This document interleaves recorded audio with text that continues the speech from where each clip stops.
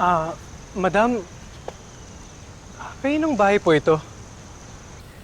Matagal ko nang pinagawa ito. Pero, iba nang may-ari ngayon.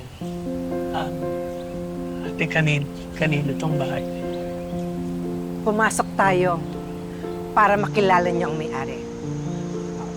Let's go.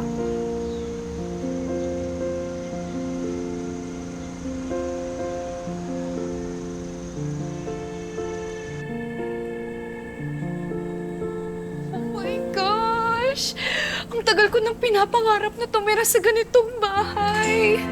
Ang ganda, Damasita.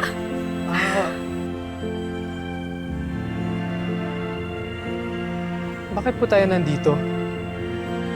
Ito na ang simula ng pagbabago ng buhay niyo.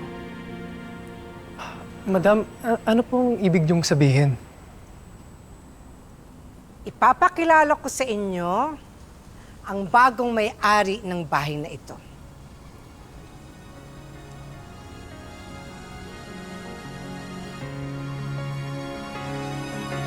Nandito na siya.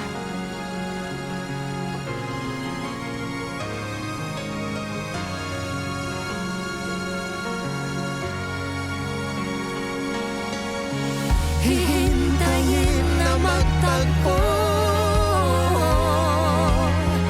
muli ang ating mga pusa. Sa huling sandali, ikaw ay mahagkan. Sa panahon darating, tayo ay magkasama. Sa huling sandali, di na muling mawawala.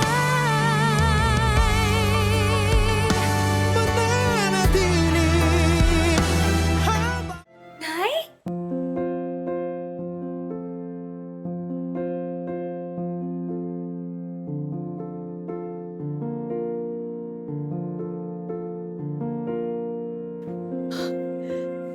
Nay!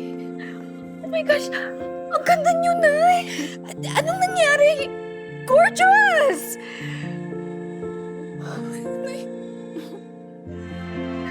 Natahimik kayo. Hindi ba kayo natutuwa?